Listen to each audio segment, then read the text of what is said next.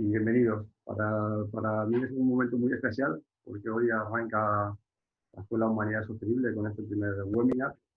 Y quiero aprovechar para dar las gracias al equipo, las personas que se han unido al equipo de la Escuela de Humanidad Sostenible y que han hecho posible que hoy estemos aquí.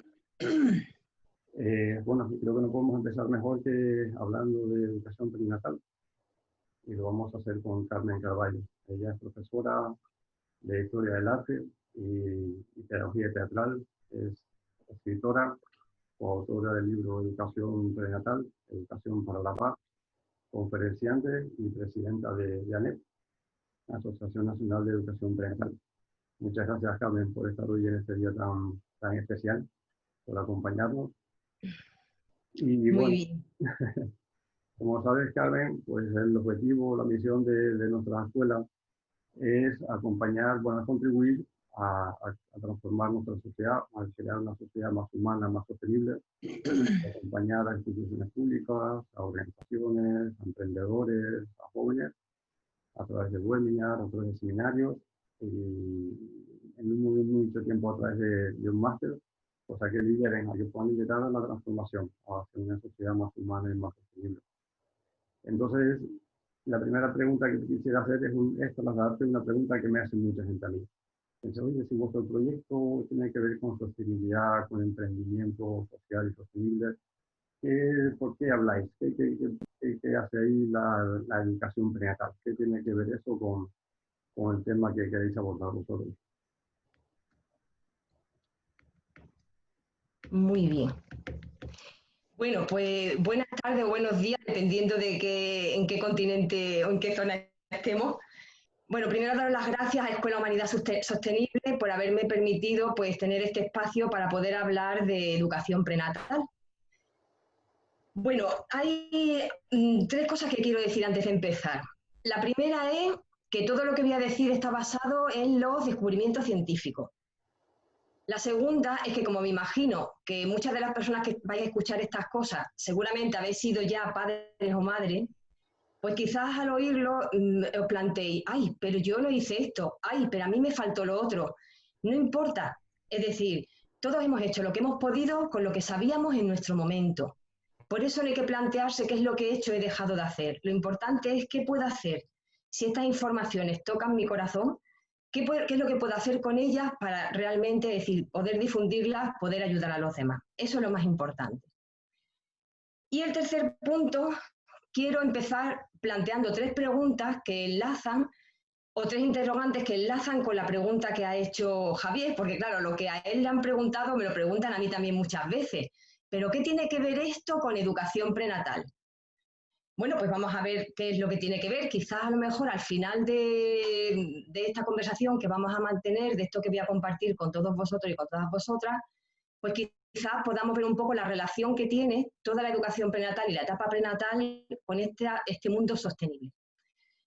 La primera pregunta es, ¿qué es lo que hace que este mundo sea tan insostenible? Podríamos pensar que son las guerras, el hambre, la explotación de las personas y de los recursos, la contaminación, la violencia de todo tipo. En segundo lugar, ¿cuál es la causa profunda o las causas profundas que subyacen en el fondo de estas problemáticas? Podríamos decir o podríamos resumirla en dos. Una, el egoísmo y la otra, la falta de amor, que en realidad las dos están muy ligadas. Y la tercera interrogante que quiero plantear es qué es lo que puede transformar este mundo y esta mentalidad de la que acabo de hablar ahora mismo. ¿El dinero? ¿Con dinero se solucionan los problemas del planeta? ¿O puede ser que se solucionen con personas que tengan sentido de la ética, con seres honestos, con sentido de la justicia y con amor? Bien, ahí dejo las tres cuestiones y entonces ahora comenzamos. Bien, educación prenatal, la base para una humanidad, o para una sociedad, perdón, más humana y más sostenible. ¿Cómo abordamos esto? Es decir, ¿es posible educar antes del nacimiento? Si normalmente la idea que nosotros tenemos, en la que creemos y la que siempre se nos ha transmitido, es que solamente se puede educar a un ser una vez que ha nacido. Primero a través de la familia y después se continúa y se refuerza en la escuela.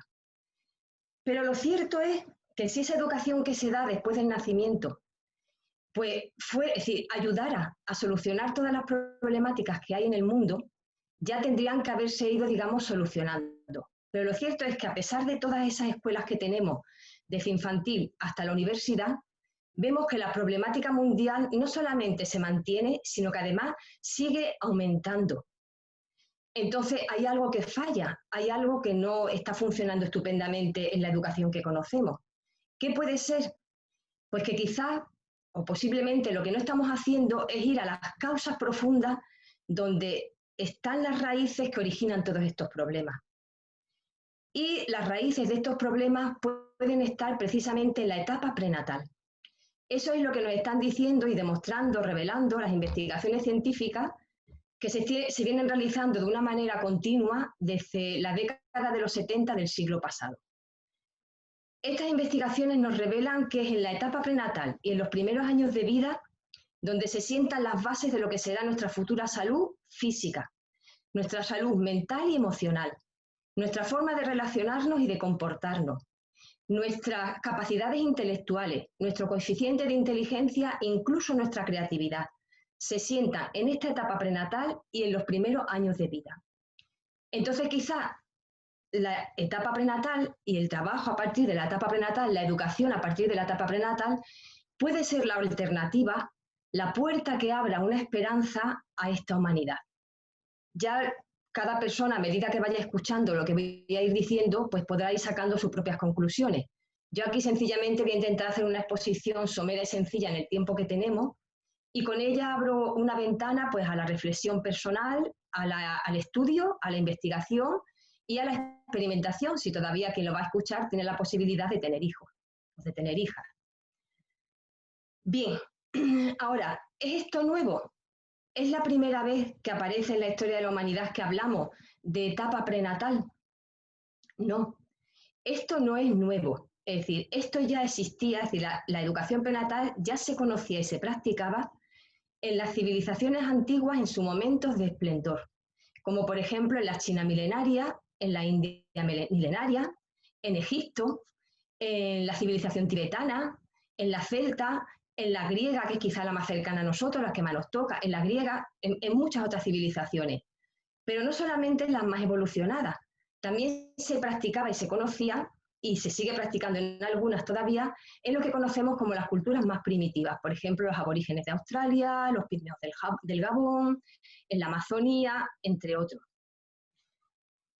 Y a veces la pregunta que también a mí me hacen, ¿y por qué resurge eso hoy en día? ¿Por qué si esto ya se conocía, se ha perdido? ¿Por qué resurge? Bueno, a lo largo del tiempo se fue, digamos, diluyendo todos estos conocimientos sobre la etapa prenatal y sobre todo ya definitivamente en el siglo XVIII, con el triunfo de la ciencia y de la técnica, pues quedaron prácticamente soterradas. La ciencia, la técnica, el intelecto pasa a primer plano, el corazón, las ideas ancestrales quedan en segundo. ¿Por qué resurge entonces hoy? Pues porque quizás hoy estamos tocando ya en la sociedad en la que vivimos a nivel planetario, estamos tocando fondo. Fondo en el sentido de que las problemáticas, como decía al principio, cada vez se acentúan más. No solo no se palían, sino que además cada vez se acentúan más. Y entonces por eso, pues quizás la educación prenatal pueda ser esa alternativa, esa respuesta urgente que necesitamos a todo lo que está planteado. Y ahora seguramente estaréis pensando, bien, entonces, si es posible educar antes del nacimiento, ¿cuándo comenzaría? Normalmente, pues, podéis pensar, pues cuando el bebé ya está en el vientre, el bebé prenatal ya está en el vientre de su madre. No, un poquito antes, quizás pensaréis, bueno, pues entonces en el momento de la concepción. No, hay que empezar antes. Es decir, si nosotros queremos educar a un ser o a los seres, primero nosotros tenemos que tener los conocimientos que nos permitan llevarlo a cabo. Por eso, esta educación prenatal, estos conocimientos de la etapa prenatal, tienen que empezar, el primer peldaño es la preparación de los padres antes de la concepción. ¿Por qué el primer pilar es la preparación de los padres antes de la concepción? Pues porque en el momento de la concepción les vamos a legar a nuestros hijos y a nuestras hijas todo un bagaje que es nuestro y que también viene de nuestros ancestros. Entonces, todas aquellas cosas que no tenemos resueltas, que crean conflictos en nuestra vida, tenemos que, digamos, irlas poco a poco superando. Si entonces hay que preparar a los padres antes de la concepción, ¿cómo sería esa preparación? ¿En qué consistiría? Bueno, pues en principio tendríamos que hacer una preparación de tipo físico.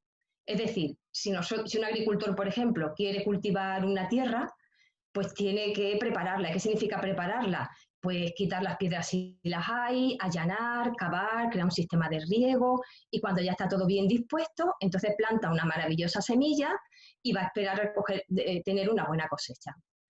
Pues esta preparación física sería, por una parte, primero con una alimentación sana y equilibrada. Ya todos sabemos lo que significa una alimentación sana y equilibrada, sobre esto hay mucha información. Entonces, esa alimentación sana y equilibrada va a preparar nuestro organismo físico para que nuestra tierra, que es nuestro cuerpo, esté lo más saludable posible para el momento de la concepción.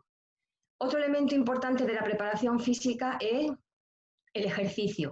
El ejercicio físico sabemos que es muy bueno para la salud. Y el tercer elemento sería eliminar todo tipo de sustancias tóxicas, alcohol, tabaco y cualquier otro tipo de droga. De esa manera, cuando llegue el momento de la concepción, nuestro cuerpo estará lo más sano, lo más limpio, vamos a decir, posible.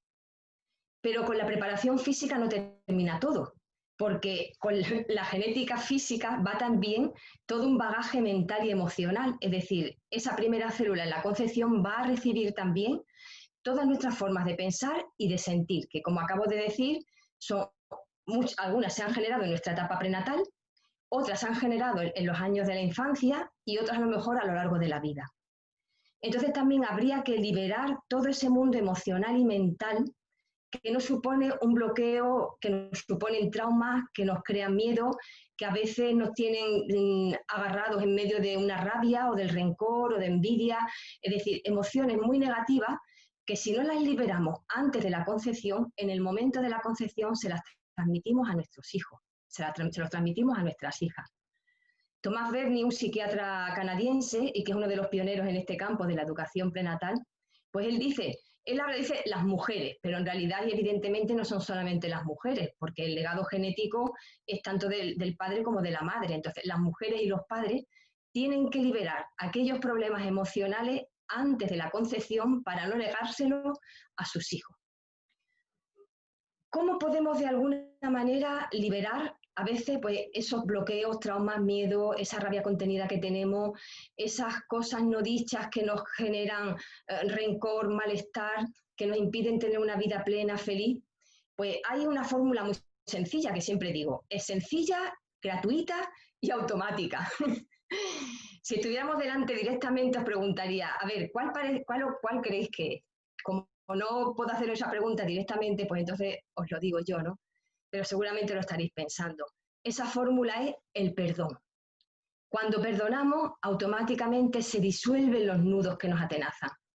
Y el perdón no solamente perdonar a los demás, que a veces es lo más fácil, lo más difícil es perdonarse a uno mismo. Todas aquellas zonas oscuras que tenemos, todas aquellas cosas que no nos gustan, que a veces intentamos tapar o no ver.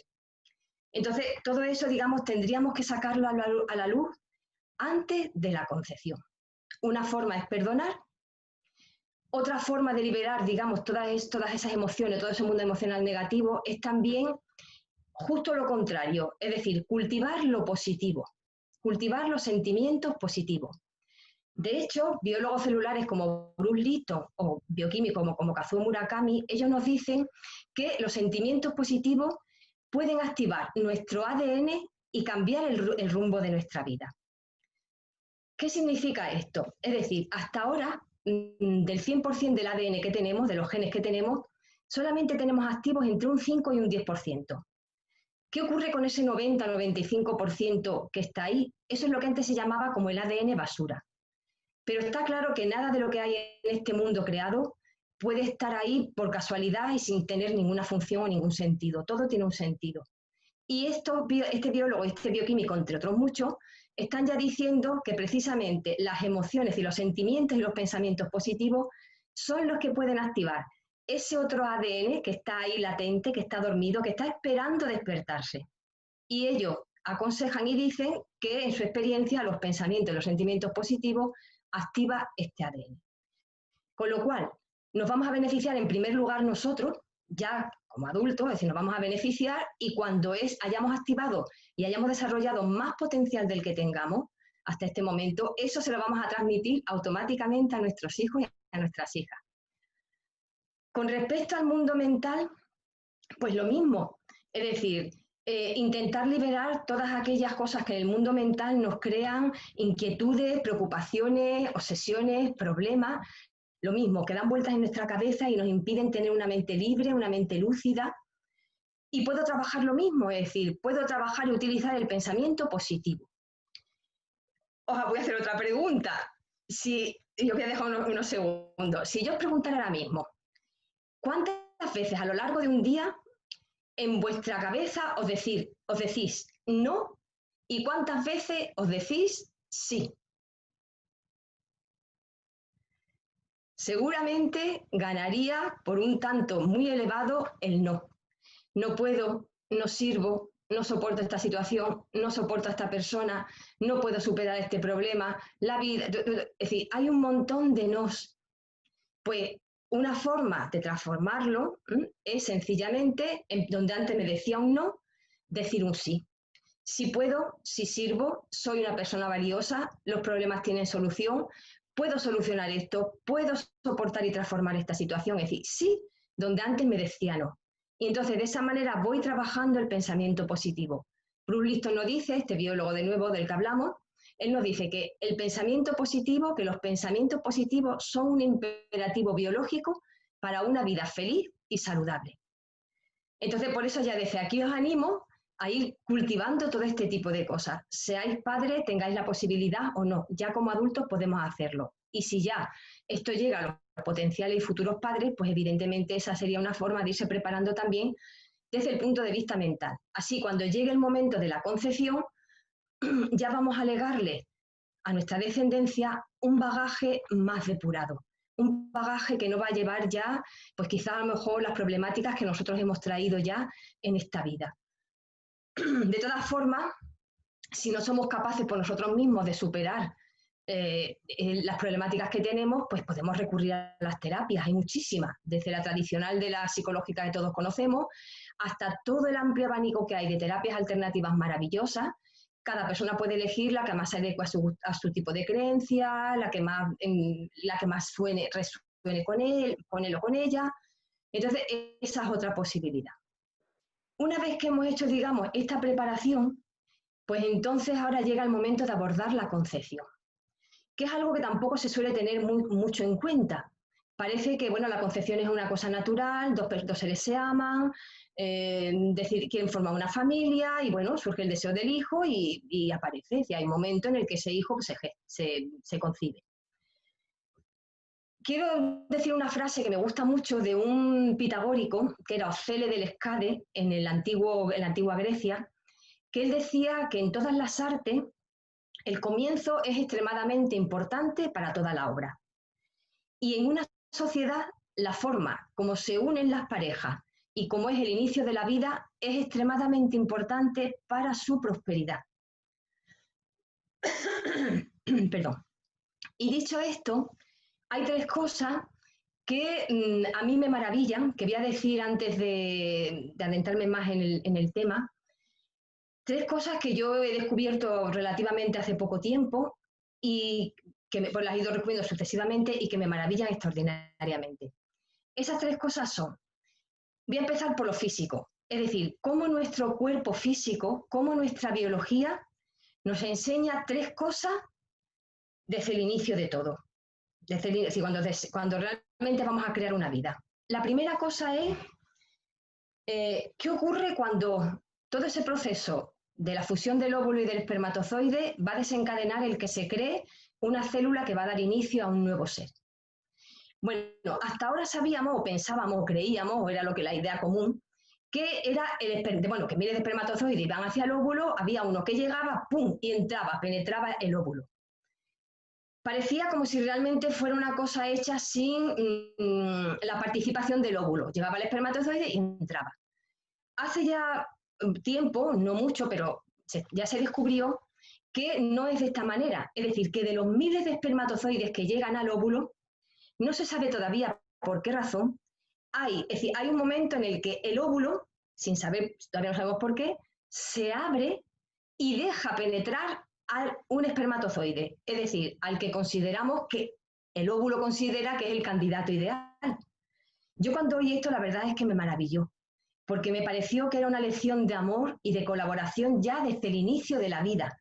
No hay agresión, no hay imposición, sencillamente los dos colaboran. Es decir, hay que crear una nueva vida y el óvulo, cuando siente de esos miles de espermatozoides cuál es el candidato ideal, se abre sencillamente y lo deja entrar. Esa es la primera cosa. La siguiente cosa que también me maravilla extraordinariamente es que cuando... a ver un segundo. Sí. Que la segunda cosa es que el resto de los espermatozoides que no han sido el elegido, el candidato elegido al que ha dejado entrar el óvulo, no se van, no se rinden, no se quedan allí desanimados, ¿no? Caídos por tierra, sino que con la cabeza metida dentro de la capa externa del óvulo, siguen agitando su cola. Este movimiento hace un efecto de rotar, así de esta manera ayudan al óvulo fertilizado a liberarlo para que pueda avanzar hacia el útero. Entonces, ¿qué es lo que hay ahí? Cooperación. Es decir, ya desde el inicio de la vida hay cooperación. Los otros espermatozoides cooperan para que ese que ha llegado y para que la vida pueda comenzar. Segunda cosa que me parece muy interesante. Tercera cosa, hay muchas más, pero voy a destacar 3. Tercera cosa, cuando ya el óvulo fertilizado, que ha empezado a multiplicarse y se ha convertido en lo que se llama el blastocisto, pues va camino del útero, ¿qué pasa en el cuerpo? Pues que el ovario empieza a producir toda una serie de hormonas que va a tornar la zona del útero carnosa y blandita, para que cuando llegue el óvulo, se acomode cómodamente en esa zona.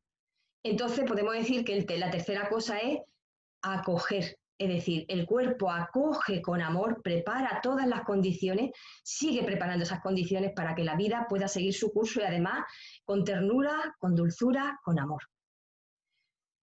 Esto a mí, ¿qué me hace pensar? Pues a mí me hace pensar en la sabiduría extraordinaria de la naturaleza, en lo maravilloso que es nuestro cuerpo y cómo está todo construido, en los procesos, cómo funcionan. Entonces, nosotros tendríamos que estar un poco a la altura de esos procesos. Entonces, de una manera consciente, ¿cuál sería, digamos, cómo podríamos participar conscientemente apoyando a todos estos procesos de nuestro cuerpo?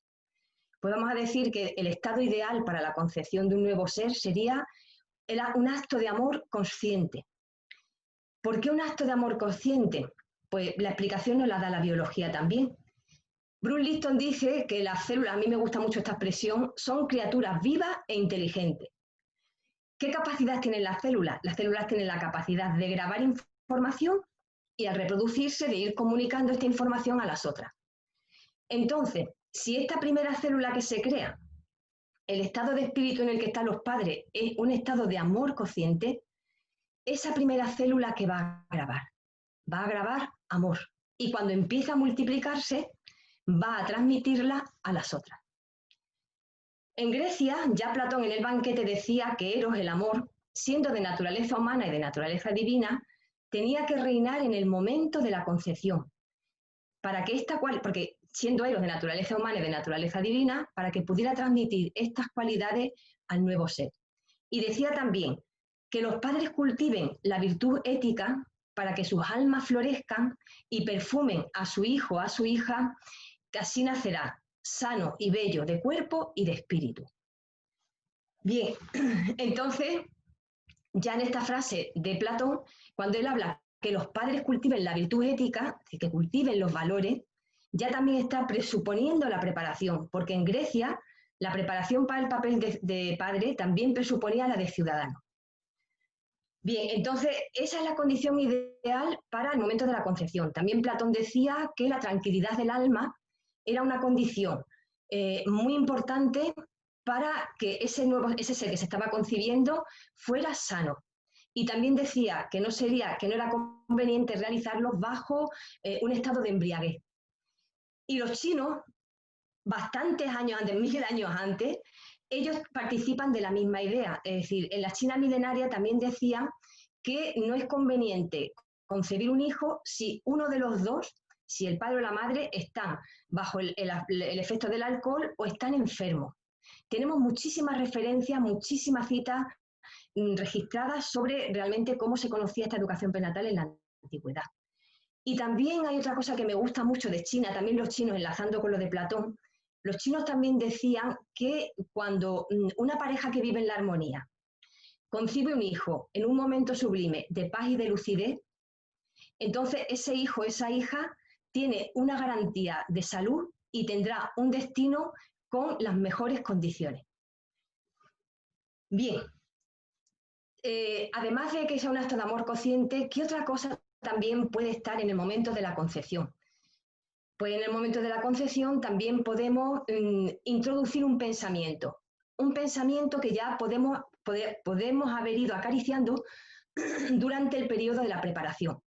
Es decir, pensar cómo ese hijo, esa hija que estamos concibiendo va a ser un ser magnífico, un ser que va a venir dotado con las mejores cualidades, que va a ser pues, un benefactor para la familia, para la sociedad, para la humanidad en general. Entonces ya también ese pensamiento empieza a actuar y también se inscribe en la primera célula. Empédocles, un filósofo de la antigüedad griega, decía que el hijo se parece, o la hija se parece, a la imagen que la mujer encinta llevaba en el momento de la concepción, que mujeres enamoradas de estatuas de dioses y de héroes trajeron al mundo a seres que se le parecían. Y ahora, con muchísimos años de diferencia, la doctora Claude Ambert, que ha trabajado mucho con el tema de la sanación y curación de las huellas prenatales y que conoce muy bien todo este tema y este trabajo, ella dice en el 2007 que se imprimen en el embrión los pensamientos, las emociones y los comportamientos que tuvieron lugar en el momento de la concepción y en los momentos que le precedieron inmediatamente. Entonces, fijaros cómo, salvando la distancia de los siglos, de la mentalidad, de muchas cosas, pues los dos dicen lo mismo. Bueno, Alfred Tomati, que es un médico otorrinolaringólogo y que es uno de los pioneros también en este campo de la educación prenatal, él dice algo que a mí también me encantó cuando lo oí porque creo que tiene mucha razón. Él dice, los antiguos, a fuerza de reflexión y de intuición, plantearon hipótesis que hoy en día la ciencia, con todo su arsenal tecnológico, está demostrando. Y entonces, aquí tenemos la prueba en este ejemplo que os he hecho de comparación, pero que hay muchísimos más. Bien, ahora seguimos avanzando en este proceso maravilloso de la creación de la vida, en esta magia de creación de la vida, y llegamos al momento de la gestación. Hasta ahora podemos decir que preparación y concepción ha sido 50%, 50% padre, 50% madre. El momento de la gestación, pues la naturaleza le ha dado el poder a la mujer de formar. Entonces podemos decir que el protagonismo mayor lo va a tener la mujer. Pero esto no quiere decir que el papel del padre sea secundario, ni mucho menos. El papel del padre es enormemente importante durante todo el proceso, antes y ahora durante el proceso de la gestación. De hecho, Tomás Berni no lo dice, pero eso creo que es también de sentido lógico. Él dice que una mala relación de pareja, un mal matrimonio, los conflictos que hay en estas relaciones, es una de las principales causas de daño físico y psíquico en el útero. Y vamos a ver por qué, de qué manera decir, si hay un conflicto en la pareja, pues, ¿qué tiene que ver con el bebé si es la madre la que lo está gestando? Bueno, los pensamientos y los sentimientos de la madre tienen una relación directa con el bebé. Por eso podemos decir que todo lo que la madre vive, el bebé lo vive. Por eso de esta manera creo que aquí se resume todo de una manera muy clara. Si todo lo que la madre vive, el bebé lo vive, pues una cosa que la madre, digamos, tiene que intentar cuidar y mantener durante los 9 meses de gestación es precisamente mantener un buen estado de pensamientos y de sentimientos, porque es a través de ello que el bebé irá educándose. ¿os acordáis lo que acabo de decir hace un momento en el caso de la preparación? Lo que nos dicen los científicos de la importancia que tiene el pensamiento positivo y los sentimientos positivos para activar nuestro ADN. Entonces, imaginaros si esa madre con sus pensamientos positivos lo transmite a su hijo, está ayudando a nivel celular a que ese hijo esté activando otros genes que van a incrementar sus talentos, que le van a permitir desarrollar más potencial, o la mayor parte de un potencial mucho más grande. Pero claro, para que la madre pueda mantener un buen estado de pensamiento y de sentimientos positivos, teniendo en cuenta que el embarazo, que la gestación, es un momento en el que hay muchísimos cambios fisiológicos y psicológicos, en el que las mujeres sufren muchos altibajos y es normal, pues esto ya, digamos que puede en algún momento costar mantenerlo. Pero si la madre sabe que los pensamientos y los sentimientos educan a su bebé y que le influyen positiva o negativamente, si lo sabe, pues entonces tiene en sus manos una herramienta poderosa para intentar transformar estos estados, que después también diremos cómo puede de alguna manera ayudar también al bebé en esta situación. Pero claro, si esa madre, no solamente ella sola es la que está haciendo esa tarea, sino que además la apoyamos todos y por todos se comprende. Primero el padre, que es, digamos, el pilar más importante, el primero, el más cercano. Pero también la familia, también los amigos, también los vecinos, también los compañeros o compañeras de trabajo, es decir, la sociedad en general. Si tiene estos conocimientos y si sabe que podemos ayudar a la madre durante la gestación para mejorar, para ayudar a ese bebé y mejorar a las futuras generaciones, pues entonces evidentemente todos de alguna manera somos corresponsables o responsables en esa educación. Si la madre se siente apoyada, si se siente querida, si se la rodea de afecto, si la ayudamos para superar las dificultades, si le hacemos sentir la vida como algo agradable, todo esto bueno que ella está experimentando, todo esto se transmite automáticamente al bebé. Entonces estamos ayudando ya de esta manera pues a todos esos seres, incluso aunque no los conozcamos porque nosotros no los llevamos dentro, pero estamos ayudando a todos esos seres que se están gestando ya. Entonces, importante el mantener estos pensamientos y sentimientos lo más positivos posibles que se puedan tener. Aceptando los altibajos, aceptando las dudas, los miedos, las preocupaciones que puedan aparecer en un momento y dejándolos pasar como vemos pasar las nubes. Intentando transformar las cosas y seguimos adelante. Otra herramienta importante que la madre puede utilizar durante el periodo de la gestación, también interesante e importante, es el poder de la imaginación. La imaginación es maravillosa. Además, en las mujeres está especialmente desarrollada. Entonces, la madre puede trabajar con ella durante los 9 meses de gestación. ¿Cómo puede trabajar con ella? Pues sencillamente imaginándose cómo será ese bebé.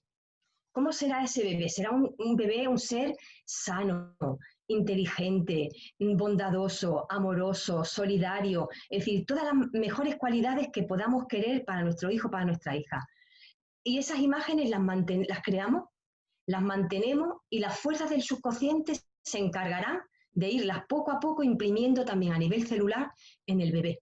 Entonces la imaginación también es muy importante. Incluso nos podemos imaginar ya que ese bebé ya es un niño o un adolescente y que manifiesta esas cualidades en la vida. Entonces, el poder de la imaginación. Otra cosa que podemos hacer con el bebé al bebé es, para ayudarle, hablarle. El bebé oye. Esto ya lo demostró Alfred Tomati, este médico laringólogo del que hemos hablado, lo demostró en el año 50. Y él dice en su libro, dice, cuando yo demostré que el bebé oía en el útero, predicaba en un desierto de indiferencia y de hostilidad en medio de toda la clase médica y de todos los profesionales.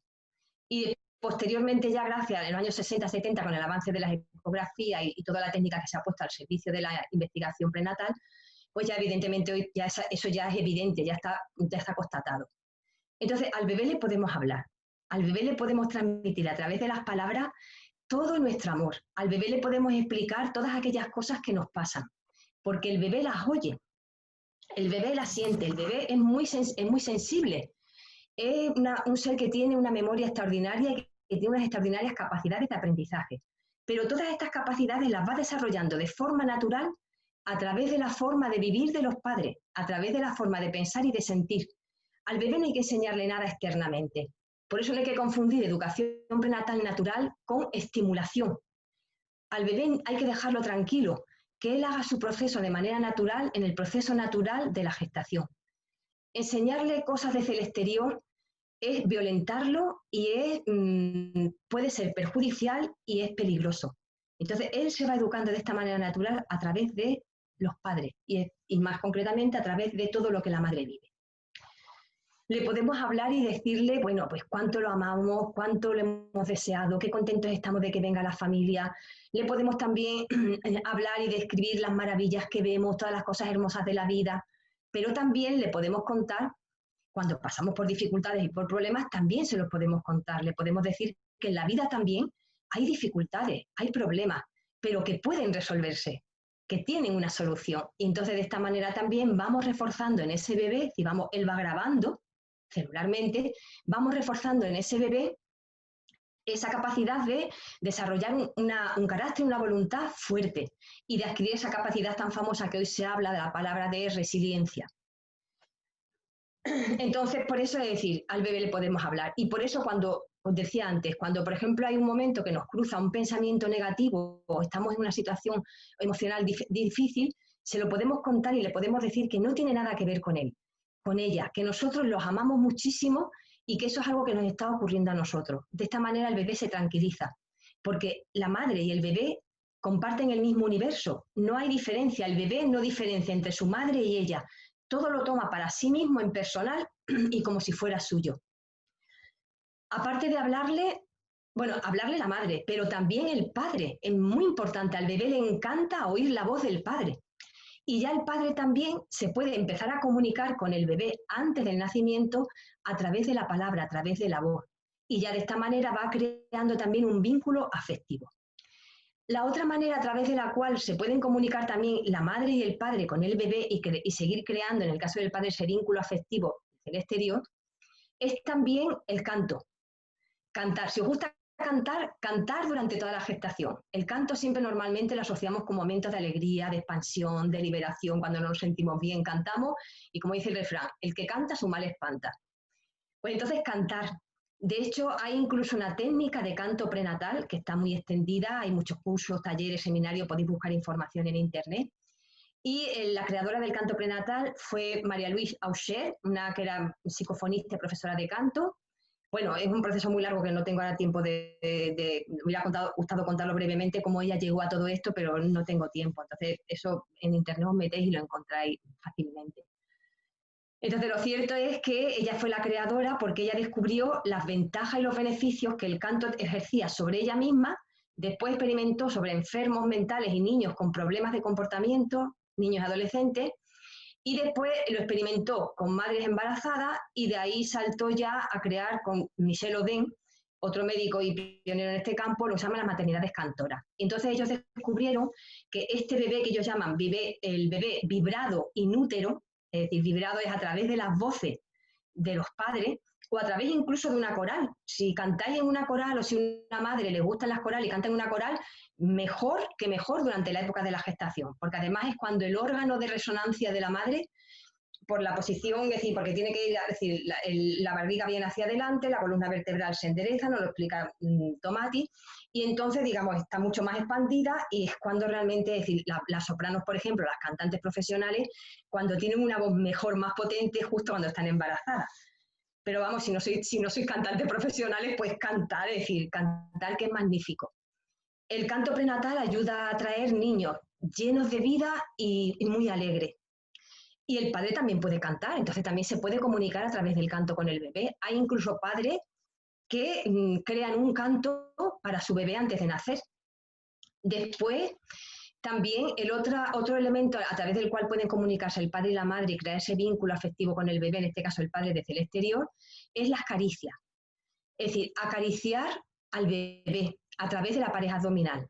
La madre y el padre. La madre instintivamente lo hace, porque si habéis sido madre o veis madres embarazadas, lo natural, sobre todo cuando están paradas o quietas o sentadas, es naturalmente, instintivamente, están siempre acariciándose la barriga.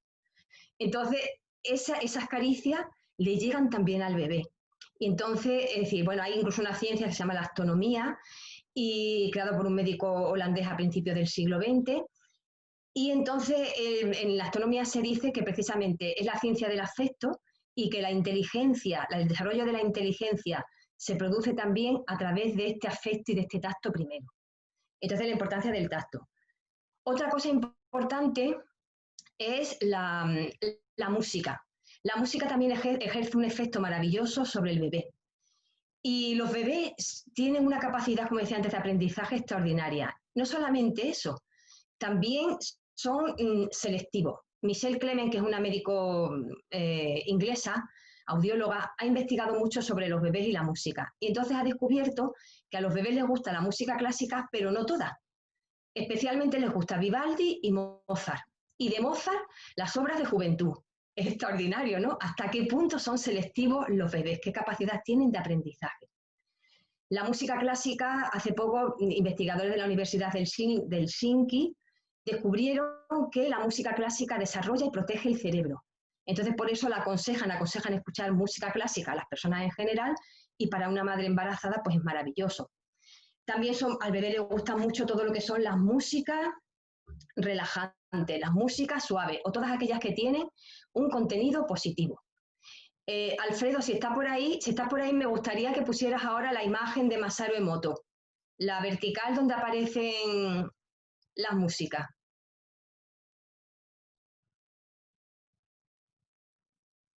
No sé. Muy bien, aquí está. Muy bien. ¿La puedes reducir un poquito, por favor, para que veamos la parte de abajo? ¿Reducirla un poquito?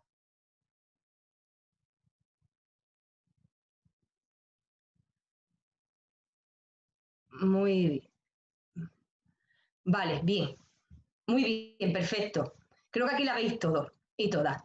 Bueno, aquí tenéis, por ejemplo, es decir, antes me he olvidado de deciros en la parte de cómo le llegan al bebé los pensamientos y los sentimientos de la madre, que hay varias vías. Una es la vía sangre y líquido, y aquí entonces ahora voy a retomarlo. La vía sangre y líquido, para poder entenderlo, vamos a tomar los experimentos, las investigaciones que llevó a cabo Masaru Emoto, este investigador japonés, y que después serían corroboradas por el Premio Nobel de Medicina 2008, Luz Montañez. Entonces, él demostró que el agua capta las influencias del entorno. ¿Qué significa esto? Que el agua reacciona según las influencias que recibe. Para eso, ¿qué es lo que hacía él? Cogía una muestra de agua de un lugar determinado, antes, por ejemplo, y la congelaba entre menos 5 y 0 grados, y después la miraba al microscopio electrónico. Una gota de agua normal, a veces, bueno, la cogía de zonas contaminadas, de pantanos contaminados, a veces las ha cogido de zonas, por ejemplo, de fuentes que están ligados con lo sagrado. Él ha viajado por todo el mundo haciendo pruebas. Y después sometía esa misma agua, por ejemplo, a palabras positivas, a emociones positivas o negativas, la exponía a sonidos y a músicas diversas, es decir, hacía muchos experimentos. Y hacía lo mismo, una vez que las había expuesto a esas influencias, obtenía una muestra de agua, la congelaba y lo observaba al microscopio electrónico. Y entonces aquí tenemos el resultado, la cristalización del agua. Entonces, por ejemplo, vemos, cuando hablamos ahora de la música, que, por ejemplo, la sinfonía de Mozart, pues crea una estructura armónica, bella, que parece como una joya. Mientras que, por ejemplo, el heavy metal y el rock sería lo mismo, la música techno, que son músicas bastante desestructuradas, pues entonces, fijaros que no cristaliza, sencillamente es una forma gris, oscura, caótica, informe. Fijaros, por ejemplo, ahora retomando lo de la importancia de los pensamientos, los sentimientos, las palabras, etcétera, fijaros el efecto que produce cuando decimos a alguien estorbas, das asco, eres tonto, eres un imbécil, una palabra negativa. Fijaros lo mismo, es decir, cómo el agua reacciona. Una forma grisácea, informe, caótica, desestructurada, fea. Mientras cuando decimos la palabra gracia, pues fijaros la maravilla de cristalización que hay. Alfredo, si echas un poquito hacia la derecha la imagen, podemos ver la otra. Ay, gracias, muy bien. Entonces aquí tenemos, por ejemplo, el efecto que produce la palabra amor, la cristalización que da, y el efecto que produce la palabra odio.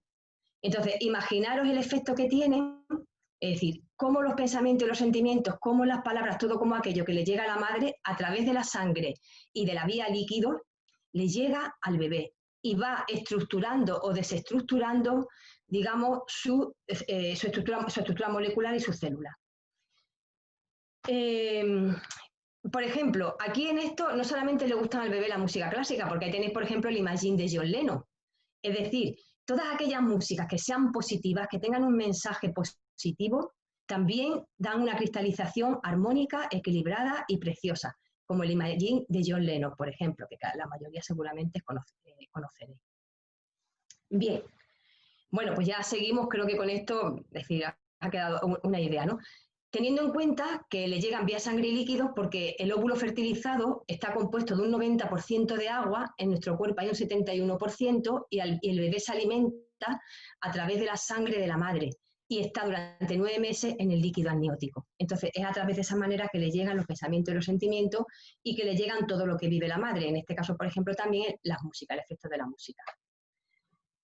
Bien, ya también los investigadores dicen que la madre tiene que evitar durante el periodo de la gestación exponerse a sonidos que sean muy fuertes, porque esos sonidos que son excesivamente fuertes, lo que sobrepase los 110 decibelios, por eso Tomatis dice que la música techno, heavy rock y asistir a los conciertos y la música de discoteca y la discoteca hay que eliminarlas durante ese tiempo porque pueden dañar la pantalla protectora y crear graves problemas al bebé.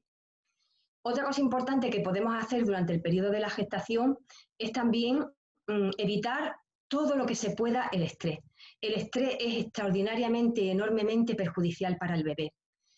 De hecho, ya hay muchas investigaciones sobre eso y afecta en concreto, entre otras muchas cosas, el estrés afecta al crecimiento fetal y afecta al desarrollo de inteligencia, es decir, al cerebro, por lo cual afecta al coeficiente de inteligencia. Y esto ya está muy demostrado. De hecho, hoy en día las últimas investigaciones están poniendo ya de relieve que todos los famosos casos de TDAH, es decir, hiperactividad con déficit de atención, están ligados a elevadas tasas de cortisol en una madre estresada, del tipo que el estrés venga de donde venga. Hay que decir que un estrés, por ejemplo, que es ocasional, al bebé no le daña, pero todo el estrés que sea continuo y que esté presente durante todo el embarazo, eso es lo que sí realmente daña al bebé. Entonces, es muy importante que la madre viva esos 9 meses, que intente vivir y que entre todos la ayudemos a vivir en tranquilidad, en seguridad, apoyándola con cariño y con afecto, con comprensión, para que realmente podamos beneficiarla a ella y a través de ella beneficiar al bebé y a las nuevas generaciones. Bueno, ya voy terminando. Entonces, también es importante, por ejemplo, el contacto con la naturaleza. Si los padres aman la naturaleza, si van a la naturaleza, pues también el bebé se va educando y va a desarrollar ese amor a la naturaleza de sus padres. Sí, también es importante que todo lo que la madre vea, lea, escuche, sea positivo, agradable, inspirante, noble, elevado, porque todo eso sigue educando a ese bebé. Y es conveniente eliminar todo lo que sean conversaciones desagradables, imágenes perturbadoras, por lo tanto, olvidarse de las películas de terror, de las de violencia, de los telediarios que mezclan las dos cosas muchas veces. Todo lo que pueda generar ansiedad o perturbar a la madre, crearle un impacto, porque todo lo que impacta a la madre impacta doblemente al bebé. Y las imágenes que son perturbadoras, ya hay muchos estudios también sobre esto, bajan, es decir, deprimen el sistema inmune, mientras que todas aquellas imágenes agradables, bellas, que nos generan bienestar, que son llenas de belleza cuando las vemos, al contrario, es decir, levantan el sistema inmunitario y realmente nos producen un estado de bienestar. Bien, más cosas, pues habría muchas más cosas que podría decir, pero vamos a ir ya terminando para ajustarnos al tiempo. La importancia también, por ejemplo, de la luz y los colores, que la madre durante el periodo de la gestación se rodee de colores brillantes, de colores luminosos, o los contemple, porque la luz y los colores ejercen un efecto muy grande sobre nuestra psique. Es decir, nos elevan el ánimo también, es decir, ver los colores es mucho más agradable que ver el negro, el marrón o el gris. Los colores elevan, dan vitalidad, dan alegría. Entonces, importante también ver esto. Por supuesto, una buena alimentación, descansar lo suficiente, pero bueno, sobre eso ya digamos que hay bastante investigación. Ya termino diciendo que seres que han sido concebidos con amor, gestados con amor, serán seres que naturalmente vendrán con la capacidad de amar. Serán seres solidarios, comprensivos, seres respetuosos, con todo y con todos, seres con confianza en sí mismo y con confianza en los demás, abiertos a la vida. Y entonces esos seres son los que realmente pueden contribuir para transformar este planeta y para convertirlo en algo sostenible. La educación prenatal es una prevención la más eficaz porque edifica la salud física desde el inicio de la vida, física salud, física y psíquica. Es transformadora porque evidentemente transforma a los padres que la viven y ayuda a ese bebé. Y también participa en la digamos, construcción de la paz, porque esos seres que acabo de decir, que vienen llenos de amor y con las mejores cualidades, son los seres que estamos necesitando tan urgentemente en el planeta y que son los que pueden dar una solución a las problemáticas que hoy en día tenemos planteadas.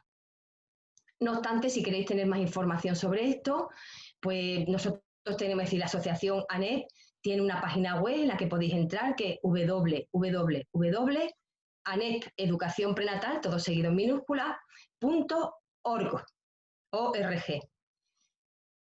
Y también comunicaros que en el mes de octubre, en el 26 y el 27 de octubre, se van a realizar en la Universidad Autónoma de Madrid, pero en modalidad virtual, las primeras jornadas internacionales de pedagogía prenatal, cuyo objetivo es que aparezca una nueva disciplina que pueda hacer, que sirva de plataforma para la innovación, la investigación y la formación de los futuros profesionales que podrán llevarla al sistema educativo.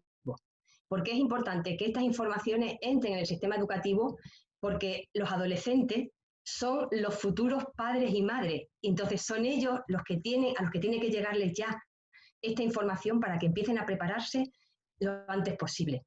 Entonces, ese es el objetivo de esta jornada y la verdad es que agradecemos mucho a la Universidad Autónoma que nos haya brindado la oportunidad de colaborar con ello y de colaborar también con REDIPE, que es una red iberoamericana de pedagogía en general, que también se ha brindado, es decir, que ya llevamos trabajando y colaborando con ella, y entre los tres, pues conjuntamente estamos organizando estas jornadas. Así que también os invitamos a ella y os dejo también la página, porque estará activa, me imagino que 1 o 2 semanas, y ya pues os podréis meter y también ver si os interesan los contenidos, que yo creo que sí, que también se van a trabajar ahí en esa jornada. Y lo mismo, www.pedagogiaprenatal.es, todo en minúscula también. Bueno, pues muchísimas gracias por vuestra paciencia, por vuestra escucha. Siento, pues que he hecho todo lo que he podido en el tiempo del que disponía. Y bueno, y espero sobre todo haber tocado un poco vuestro corazón y que estas informaciones pues os puedan ser útiles a vosotros y puedan ser útiles a otras personas.